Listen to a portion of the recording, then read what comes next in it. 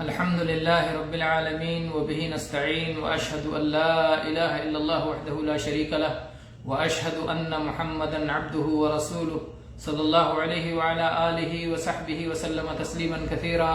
أما بعد، قال شيخ الإسلام محمد بن عبد الوهاب رحمه الله في كتاب التوحيد في باب ما جاء في التطير، قال: وعن ابن مسعود رضي الله عنه مرفوعا: الطيرة شرك، الطيرة شرك، الطيرة شرك، وما منا إلا ولكن الله يذهبه بالتوكل.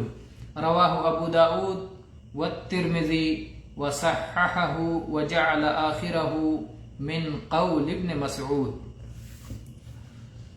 گرامی قدر خواتین و حضرات، ہمارے دروس کا سلسلہ کتاب التوحید میں اللہ کے فضل و کرم سے جاری ہے، جس میں بدشگونی سے متعلق باب ہم پڑھ رہے تھے، جس کی کئی آیات اور احادیث اب تک ہم پڑھ چکے ہیں. آج یہ حدیث پڑھنے جا رہے ہیں جسے شیخ الاسلام محمد ابن عبد الوہاب رحمہ اللہ نے ذکر کیا ہے. کہتے ہیں کہ عبداللہ ابن مسعود رضی اللہ عنہما سے مرفوعاً روایت ہے: الطیرۃ شرک، الطیرۃ شرک، بدشگونی لینا شرک ہے، بدشگونی لینا شرک ہے. ظاہر ہے کہ جب ایک شخص بدشگونی لیتا ہے تو اللہ کے بجائے اس کا دل کسی اور کے ساتھ لگ جاتا ہے، کسی اور سے نفع و نقصان کا تصور جڑ جاتا ہے. جب دیکھتا ہے کہ بلی راستہ کاٹ گئی تو اب میرا سفر خراب ہو جائے گا، تو اس کا بجائے اللہ پر توکل ہونے کے وہ بلی جو راستہ کاٹی ہے، یا جو کوا مڈیر پہ بیٹھ کے بولا ہے، یا جو دودھ کا پیالہ گر گیا ہے، یا جس سے بھی جن آوازوں سے، یا 13 نمبر سے، یا جس سے بدشگونی انسان لیتا ہے، تو اس کا دل اس میں لگ جاتا ہے کہ وہ چیز جو ہوئی ہے، وہ واقعہ جو ہوا ہے، اس کی وجہ سے اس کا نقصان ہو جائے گا. تو اس لیے اللہ کے نبی صلی اللہ علیہ وسلم فرمایا کہ الطیرۃ شرک، کہ بدشگونی لینا یہ شرک میں سے ہے. اور ظاہر بات ہے کہ شرک سے توبہ کرنا ضروری ہے اور اسے چھوڑنا ضروری ہے، اور توحید کو اپنانا ایک انسان پر، ایک مسلمان پر فرض ہے.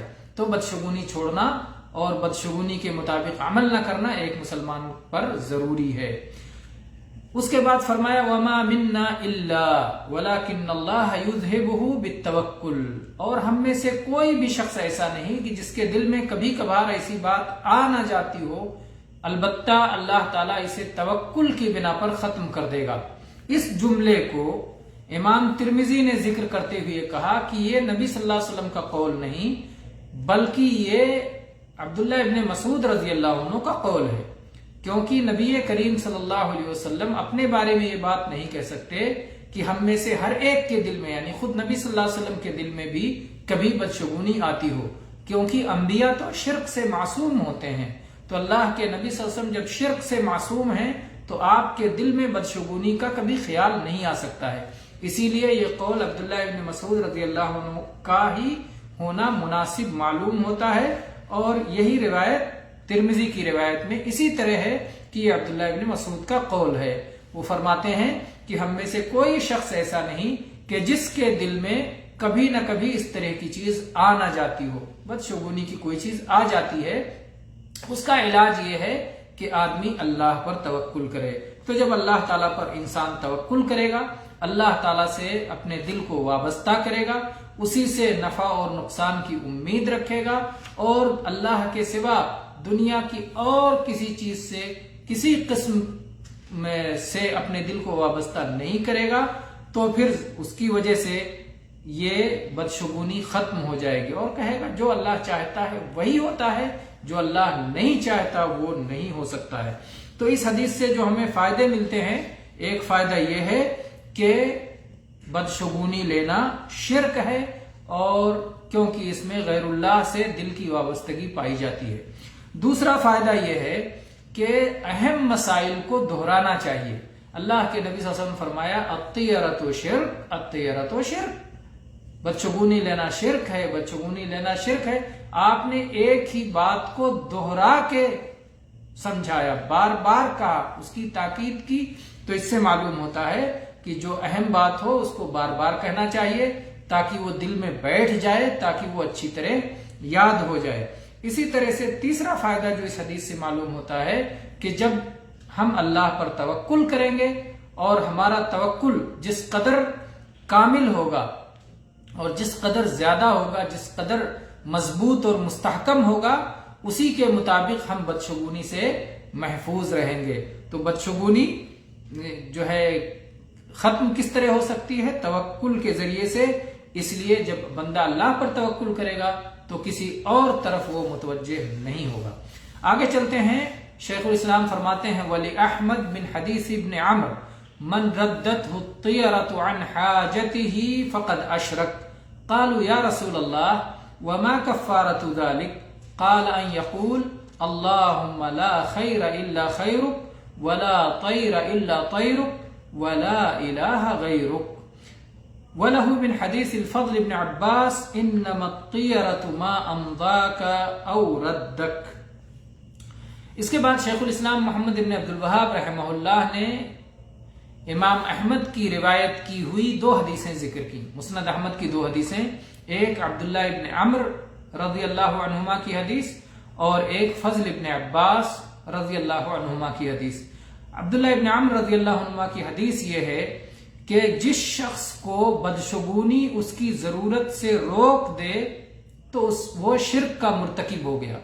ایک شخص اپنے گھر سے کسی کام کے لیے نکلا اور کوئی ایسی چیز نظر آ گئی جس سے لوگ بدشگونی لیتے ہیں، اس نے بھی بدشگونی لے لی، جیسے الٹی ہانڈی پڑی تھی یا کوئی کانا نظر آ گیا یا کوئی بیوہ عورت نظر آ گئی، اب لوٹ آیا واپس گھر میں، نہ الٹی ہانڈی دیکھ لیا اب تو مسئلہ خراب ہو جائے گا، اب میں جاؤں گا ہی نہیں، چھوڑو۔ یا گھر سے نکلا تھا گاڑی خراب ہو گئی تو اور اس کے بعد بن بھی گئی، لیکن بن گئی تو آگے جانے کے بجائے واپس آ گیا کہ گھر سے نکلتے ہی گاڑی خراب ہو گئی، مسئلہ خراب ہو جائے گا۔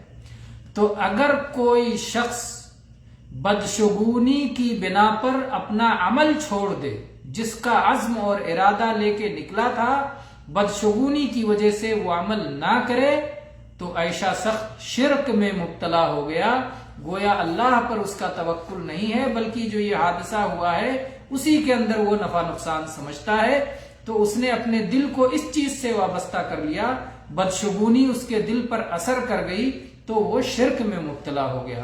اس لوگوں نے کہا کہ اللہ کے رسول صلی اللہ علیہ وسلم اس کا کفارہ کیا ہے؟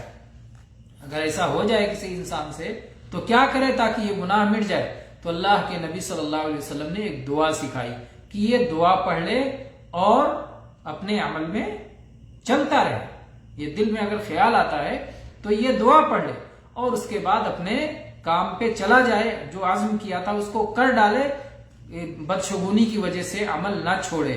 اللہم لا خیر الا خیرک ولا طیر الا طیرک ولا الہ غیرک۔ اے اللہ خیر تو بس تیرا خیر ہے، تو جسے خیر اور نعمت دینا چاہے اسی کو خیر اور نعمت ملنے والا ہے، اور اے اللہ پرندے تیرے حکم سے اڑتے ہیں، دائیں یا بائیں کسی طرف کوئی پرندہ اڑا اور اس نے کوئی بھی بولی بولی اور کسی بھی جگہ بیٹھا تو یہ سب اللہ کے حکم سے ہوتا ہے، تو چاہے دائیں اڑے چاہے بائیں اڑے اس سے کیا بدشگونی لینا، یہ سب اللہ کے حکم سے، اللہ کی تقدیر سے، اللہ کے قضاء، اللہ کے فیصلے سے ہوتا ہے۔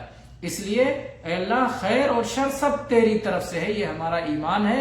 ولا الہ غیرک، اے اللہ تیرے سوا کوئی لائق عبادت نہیں ہے، کسی کو ہم ایسا نہیں مانتے کہ جس کی شریعت پہ ہم چلیں۔ اللہ شریعت تو بھیجتا ہے، تیری شریعت کے مطابق ہم چلتے ہیں، تو ہمارا سچا معبود ہے، ہم تیری ہی عبادت کرتے ہیں اور تجھ سے ہی دل لگاتے ہیں، تجھ سے ہی نفع نقصان کی امید رکھتے ہیں اور تجھ پر ہی توکل کرتے ہیں۔ تو یہ دعا پڑھے، اللہم لا خیر الا خیرک ولا طیر الا طیرک ولا الہ غیرک۔ اور فضل ابن عباس رضی اللہ عنہ کی حدیث میں یہ حقیقت بتائی گئی ہے کہ بدشگونی ہے کیا۔ انما الطیرۃ ما امضاک او ردک، بدشگونی یہ ہے جو تمہیں آگے جانے دے یا تمہیں اپنے کام سے واپس بھیج دے۔ اگر تمہیں اپنے کام سے واپس بھیج دیا، یعنی آپ نے وہ کام نہیں کیا بدشگونی کو دیکھ کر کے، اس کا مطلب آپ نے بدشگونی لے لی اور آپ شرک کے مرتکب ہو گئے۔ اور اگر آپ نے بدشگونی والی کوئی چیز دیکھی، اس کے بعد بھی آپ چلتے رہے، آپ نے اس سے کوئی اثر نہیں لیا، تو اس کا مطلب آپ بدشگونی سے پاک ہیں، بدشگونی سے محفوظ ہیں۔ تو یہ حقیقت ہے، یہ بدشگونی کی حقیقت ہے کہ ایک انسان پہ اس کا اثر ہوا یا نہیں ہوا۔ اگر بدشگونی کی وجہ سے وہ واپس آ گیا تو بدشگونی میں مبتلا ہو گیا، شرک میں مبتلا ہو گیا، اور اگر بدشگونی کا اس پر کوئی اثر نہیں ہوا اور وہ اپنے کام میں لگا رہا تو پھر گویا وہ ایمان پر ہے اور وہ توحید پر ہے اور بدشگونی نے اسے کوئی نقصان نہیں پہنچایا۔ تو یہ رہی احادیث، اور اس طرح سے یہ باب مکمل ہو جاتا ہے۔ انشاءاللہ اگلا باب تنجیم کے تعلق سے ہے، نجوم کے تعلق سے ہے، تاروں کے تعلق سے ہے۔ انشاءاللہ ہم اسے اگلے درس میں پڑھیں گے۔ وآخر دعوانا ان الحمد للہ رب العالمین وصلی اللہ علی نبینا وسلم۔